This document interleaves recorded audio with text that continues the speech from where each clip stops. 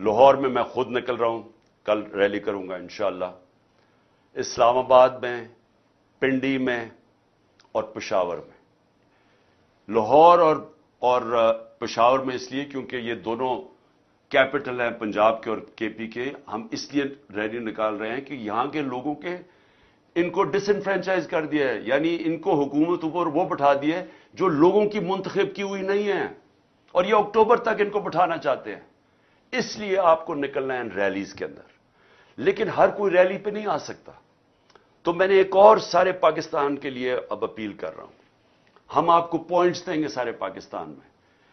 आपने सिर्फ अपने घर से निकल के 5:30 और 6:30 के दरमियान, मैं सिर्फ आपको यह कहता हूं कि अपने घर से बाहर निकलें, और वो आपकी यूनियन काउंसिल के अंदर हम हर जगह मुंतखब कर रहे हैं, आपने वहां निकलना है।